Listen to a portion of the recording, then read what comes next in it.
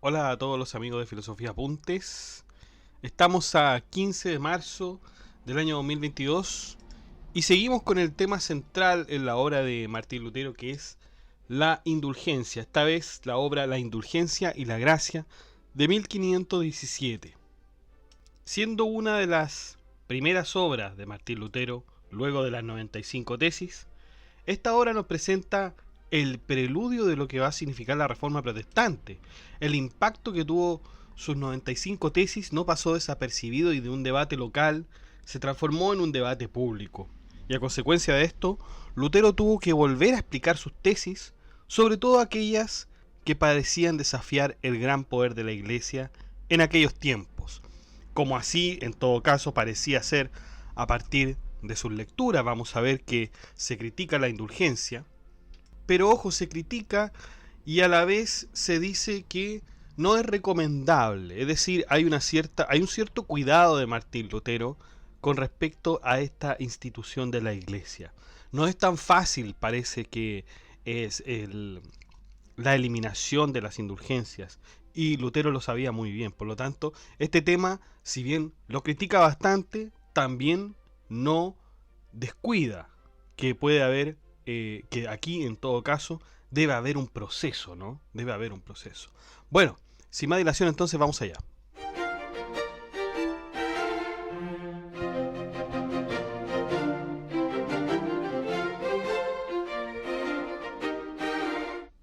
Bueno, antes de hablar sobre las indulgencias, Martín nos dice que eh, tenemos que comprender primero lo que es la penitencia. Y fíjense que nos dice que Pedro Lombardo y Santo Tomás de Aquino comprendían la penitencia de tres maneras. En primer lugar estaba la contrición, la confesión y la satisfacción. En todo caso, ¿quién era Pedro Lombardo? Ya habíamos hablado de él en otros podcasts anteriores. Pedro Lombardo fue un filósofo, teólogo, obispo, escolástico, etc., del siglo XII. Y fue importantísimo este hombre porque una de sus obras se llama Las Sentencias. Y fíjense que cuando uno lee a los escolásticos, cualquier filósofo escolástico, siempre hay una referencia a Pedro Lombardo. Ojo, este es Pedro Lombardo, no Pedro Abelardo, que es otro filósofo, por cierto. Las sentencias de Pedro Lombardo fueron realmente una inspiración para los que la leyeron. Entre ellos, por ejemplo, el mismo Santo Tomás de Aquino, que tiene un comentario sobre las sentencias de Pedro Lombardo, así se llama la obra.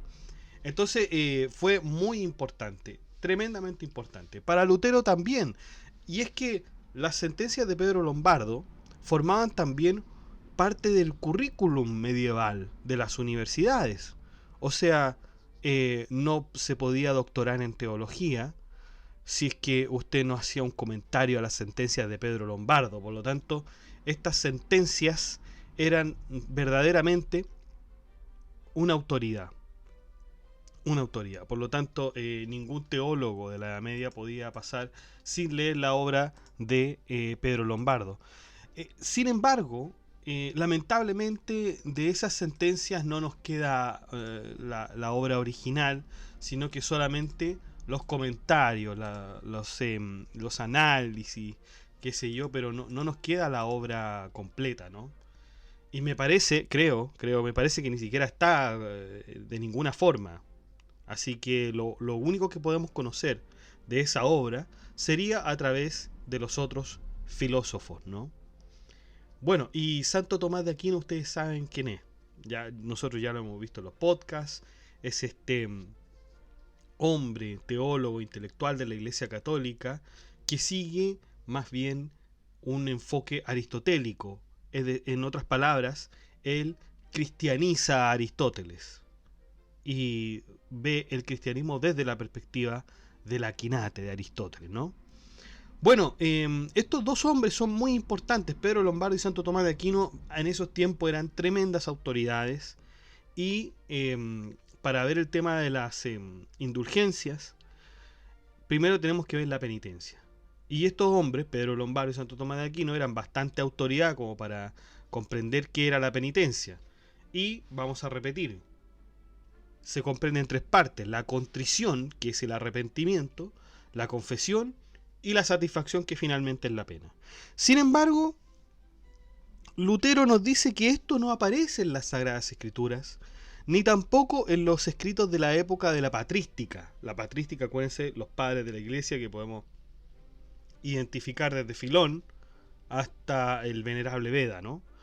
Con todo, para seguir el desarrollo de Lutero, el filósofo va a admitir esta teoría por ahora. O sea, Lutero va a decir, está bien, esto no aparece en ninguna parte de la Sagrada Escritura, esto de la penitencia, no aparece en ninguna parte de la Biblia, ni tampoco algún intelectual de la patrística lo dijo, pero vamos a admitirlo. Bueno, estos doctores, Lombardo y Aquino, dicen que las indulgencias no pertenecen ni a la primera ni a la segunda parte de la penitencia, es decir, no pertenecen ni a la contrición ni a la confesión, sino que solamente a la tercera, es decir, a la satisfacción.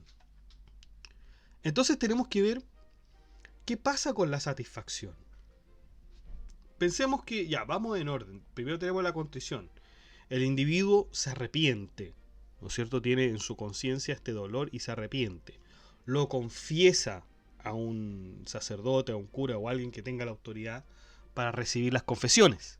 Y finalmente está la penitencia, lo que se debe hacer. O también le dicen a la penitencia satisfacción. Y siguiendo con la doctrina católica, Lutero nos dice que la satisfacción además también se divide en tres partes. La penitencia o la satisfacción consiste en primer lugar, puede consistir en primer lugar en una oración. Toda clase de obras del alma, como por ejemplo leer, meditar, escuchar la palabra de Dios, predicar, enseñar y otras similares, pertenecen a la oración. En segundo lugar tenemos el ayuno, las obras de mortificación de la carne, las vigilias, el trabajo penoso, el lecho duro, vestidos toscos, etc. Eso es el ayuno. Y lo que se comprende de las limosnas es todo género de buenas obras, obras de caridad y misericordia para el prójimo. Para estos dos pensadores, Lombardo y Aquino, la indulgencia suprime solo las obras de la satisfacción, lo que sería un problema porque, de acuerdo a Lutero, si las indulgencias se eximen de la responsabilidad de satisfacción, entonces no sería necesario hacer buenas obras. Claro, acuérdense que la indulgencia es pagar una suma de dinero para no realizar la satisfacción, para no realizar la penitencia. Y también, obviamente, tiene el efecto de reducir el tiempo que se pasa en el purgatorio. Por lo tanto, si se suprime la satisfacción, entonces no es necesario que yo vaya a hacer la oración, predicar, enseñar, escuchar la palabra de Dios, leer, meditar, etc. No es necesario que yo haga el ayuno, que haga vigilias, trabajo penoso, lecho duro, vestidos toscos, ni tampoco que dé limosnas. O sea, todo eso se vuelve inútil si es que yo voy a pagar, ¿no es cierto?, la indulgencia. Es decir, vamos a conmutar la penitencia por dinero. Entre otros intelectuales se decía que la indulgencia anula algo más que las buenas obras impuestas, sino que también las penas que la justicia divina exige del pecado. Pero Lutero prefiere no referirse a este tema. Lo deja, digamos, de forma oculta. Se dice que nadie ha hablado de este tema. Nadie ha hablado de este tema y nadie lo ha resuelto, porque ya parecía ser que la indulgencia hoy en día ya es un tema superado. Pero nunca se habló de esto, es decir, que la indulgencia anule algo más que las buenas obras impuestas, si es que va más allá, ¿no es cierto? Porque acuérdense, por la teoría del reato de la pena de Santo Tomás de Aquino, que cuando nosotros cometemos un pecado, podemos pecar contra la ley humana, podemos pecar contra la razón, pero también hay un pecado contra lo divino. Y bueno, ¿eso se anula o no? ¿La indulgencia anula eso? Esa es una pregunta que no quedó contestada. Pero bueno, Lutero pasa de eso y dice que no hay otra forma de realizar la satisfacción de la forma anteriormente mencionada, aun cuando no hubiesen sido impuestas por alguien. Es decir, o sea, no hay otra forma de realizar la penitencia, sino de las formas que fueron anteriormente mencionadas, es decir, la oración, el ayuno y las limosnas. No hay otra forma, es decir, no se puede pagar para no hacerla. Y Lutero nos dice que esto está probado por la siguiente lectura de Ezequiel 18:21. Dice: si el impío se apartare de todos sus pecados e hiciere justicia, no se le recordará ninguno de sus pecados. De ahí que se haya absuelto a otras personas, a María Magdalena, que esto está en el Lucas 8:2, al paralítico, en el Lucas 5:20, bien digo, y a la mujer adúltera que aparece en Juan 8:10. ¿Es Dios entonces quien castiga con justicia o mediante penas empuja a los hombres a la contrición, al arrepentimiento, como en el Salmo 89:30? Fíjense lo que dice el Salmo 89:30. Si sus hijos pecaren, castigaré con vara a sus transgresiones, mas no quitaré de ellos mi misericordia. Solo Dios puede remitir las penas. Por lo tanto, por mucho que la Iglesia Católica establezca que efectivamente las indulgencias suprimen las obras de satisfacción, será mucho mejor que la persona pase por las penas de la satisfacción, porque la indulgencia no significa otra cosa que el descuido de las buenas obras. Entonces, claro, Lutero vuelve a esta idea, ¿no? Si yo puedo pagar para no hacer buenas obras, entonces las buenas obras se vuelven inútiles. Lo recomendable es no realizar las indulgencias, o sea, no pagar las indulgencias y realizar las buenas obras. La indulgencia significa el descuido de las buenas obras. No quiero hacer buenas obras, quiero pagar. Me estoy negando a hacer buenas obras. Entonces eso es lo peor que puede suceder. Y la indulgencia promueve o empuja a los hombres a tener este descuido de las buenas obras.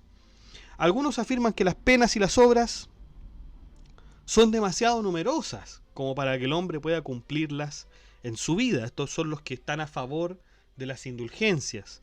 Claro, a lo mejor un hombre ha pecado tanto que la satisfacción o la penitencia que debe cumplir lo excede y no va a poder cumplirla ni siquiera en la vida. Se vuelven demasiado numerosas que no va a poder cumplirla en la vida. Esto dicen los que están a favor de las indulgencias.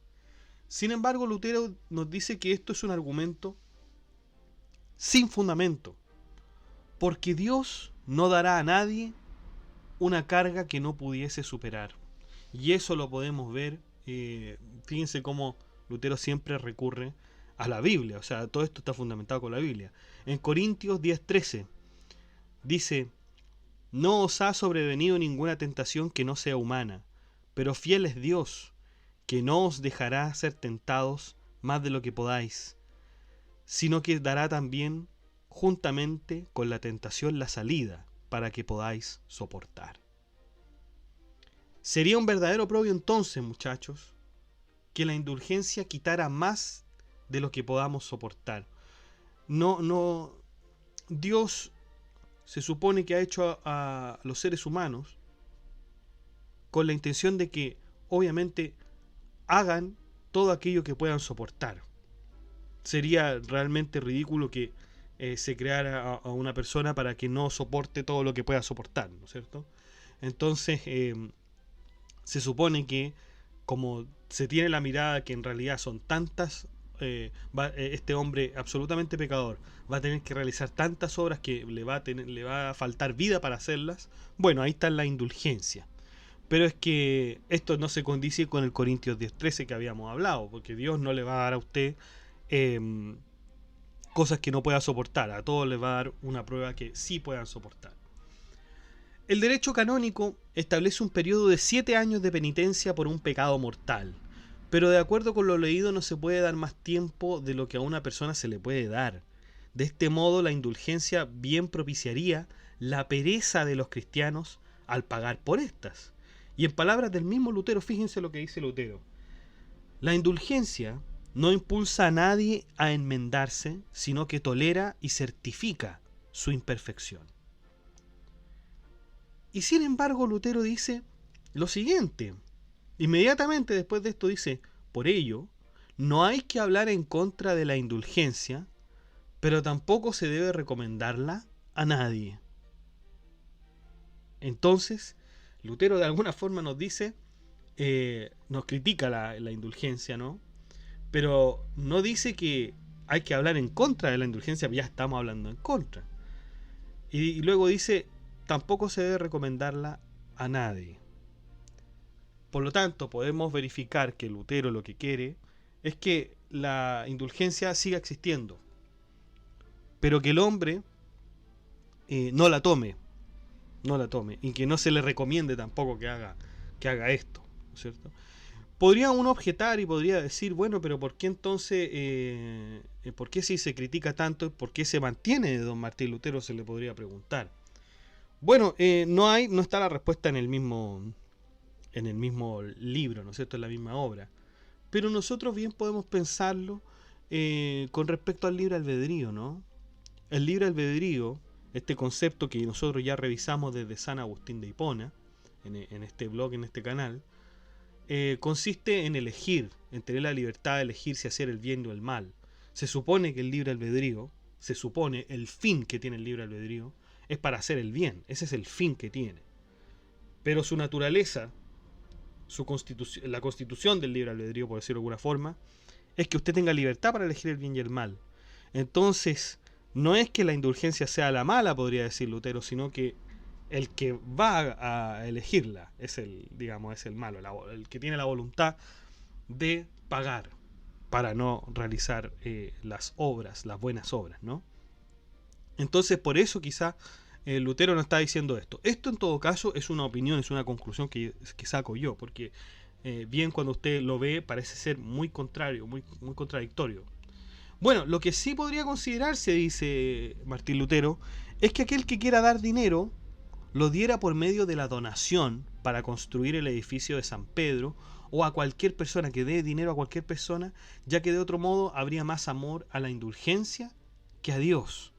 Claro, o sea, si usted va a dar dinero a la iglesia, que sea en la intención de colaborar para este edificio en esos tiempos de San Pedro, de que el Papa León X está muy preocupado, ¿no es cierto? Y entre otros también, Julio II.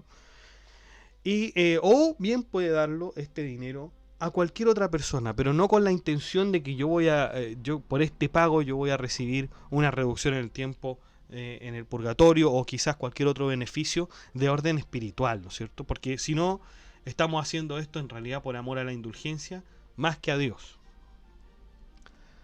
No hay obligación de tomar estas indulgencias, así como tampoco hay algo que aconseje tomarlas, sino que más bien son cosas que se autorizan y se permiten. Eso son las indulgencias, se autorizan y se permiten. Por lo tanto, la indulgencia no es una obra de obediencia, porque bien podría no usted ir a comprar, ¿no es cierto? Ni meritoria, porque obviamente suprime las buenas obras, sino es una evasión a la obediencia. Eso es la indulgencia, es una evasión a la obediencia. No se debe impedir a nadie comprarlas, dice Lutero, pero sí se debe promover que se realicen las buenas obras de caridad antes de comprar indulgencias. Además, algunos doctores, como dice Lutero, dicen que por indulgencias las almas pueden salir del purgatorio. Esto ya lo habíamos visto con la famosa frase de Johann Tetzel, que era un vendedor de indulgencias, que decía: en cuanto la moneda cae en el cofre y suena en el cofre la moneda, un alma sale del purgatorio. Eso decía Johann Tetzel. Sin embargo, eso no se tiene cómo comprobarlo. No tienen cómo comprobar que justamente comprando indulgencias se compruebe que el alma va a reducir su tiempo en el purgatorio, va a ser liberada, etcétera. No hay cómo comprobarlo eso. Y aún la iglesia no lo ha decidido. Lo que sí lo hace es la oración y las buenas obras por las almas. Y esto está fundamentado en las Sagradas Escrituras. Y fíjense que con respecto a estos doctores, ¿quiénes son estos doctores? Bueno, todos los escolásticos, incluyendo a Pedro Lombardo, incluyendo a Santo Tomás de Aquino, a Bernardo de Claraval, entre otros. Fíjense lo que dice Lutero contra estos escolásticos que, digamos, permitían las indulgencias. Decía: dejen a los escolásticos ser escolásticos. Dejen a los escolásticos ser escolásticos. Finalmente, Lutero nos dice que todos aquellos que sostienen lo contrario son y lo tildan de hereje. Es decir, a Lutero lo tildan de hereje por esto. Y en verdad, a estos hombres no hay que ponerles atención, no hay que prestarles atención, porque en verdad son unos charlatanes que no han leído la Biblia ni tampoco entienden bien a sus propios maestros. Eso es entonces la obra de Martín Lutero, la indulgencia y la gracia. Interesante. Realmente Lutero trata de acabar definitivamente con la indulgencia y no le importan los escolásticos. Fíjense que aquí en el blog nosotros hemos estudiado los escolásticos, pero enormemente. Y ahora se los trata de minorizar, ¿no es cierto? Se les trata de decir, bueno, estos caballeros aceptan la indulgencia, por lo tanto no tienen en realidad ningún valor con respecto a este tema. Uno estudia, ¿no es cierto?, lo escolástico y después le dicen esto. Uno estudia la metafísica aristotélica, los universales, etcétera, y llega Guillermo de Ockham y dice, bueno, aquí cortamos todo, ¿no? Esto ya se venía a venir. Esto ya se veía venir, porque ya la escolástica empieza, el principio del fin, ya es con Guillermo de Ockham, que con su rasuradora, ¿no es cierto?, con la navaja de Ockham, comienza a cortar esos seres innecesarios, esas sustancias que son innecesarias, y los universales que en realidad son pretensiones o intenciones del alma, no son nada más que eso. Entonces el occamismo comienza ya a mermar un poco el área escolástica. Y ya en términos prácticos, y también teológicos por cierto, pero ya en términos prácticos, mucho más que teológicos, Martín Lutero nos dice, bueno, aquí sí que los escolásticos ya no tienen lugar. Entonces es bastante importante lo que nos dice Martín Lutero con su obra. Es un cambio de paradigma enorme con respecto a la religión cristiana.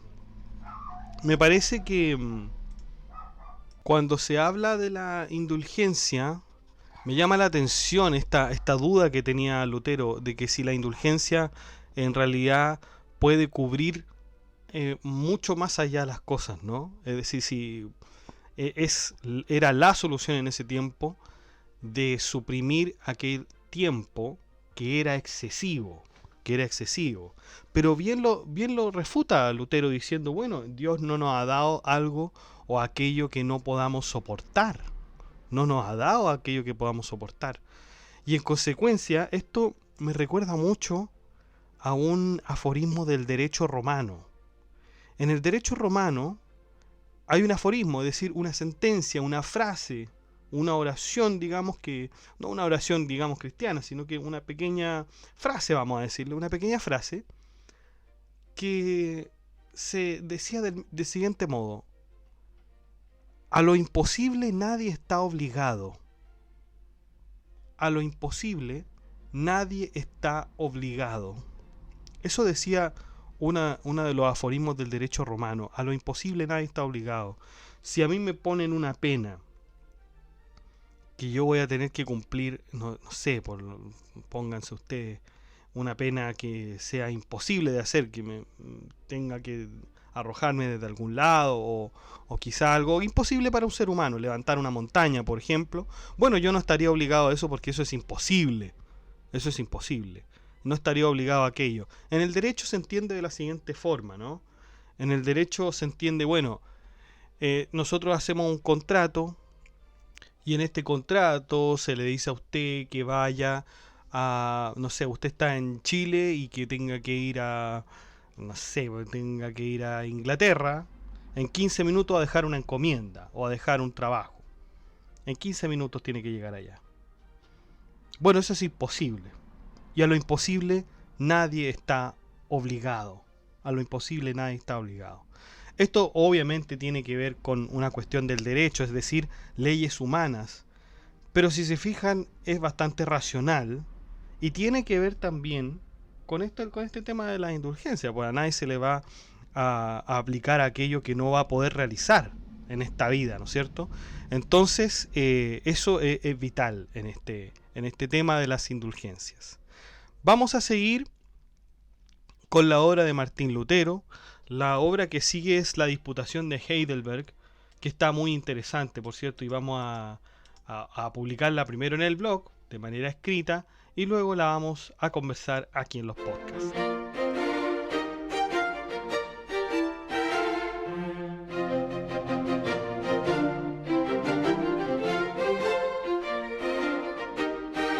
Bueno chicos, eso ha sido todo. Muchas gracias por escuchar este podcast.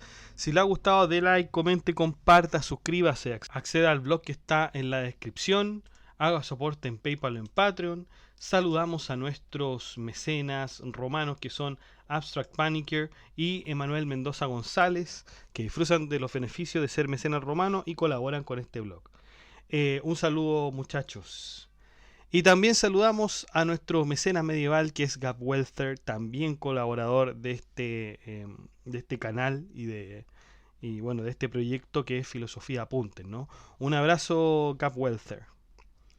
Usted también puede ser mecenas o miembro de Filosofía Apuntes para ayudar a este proyecto haciendo clic en el botón unirse que aparece debajo de cada video. Usted hace clic en el botón unirse y le van a salir las promociones de membresías que tienen distintos precios. En realidad son 4 y ahí usted puede elegir. Y si no, bueno, usted puede dar clic en el botón gracias y poner la suma que usted estime conveniente. Que estén muy bien, cuídense, chao.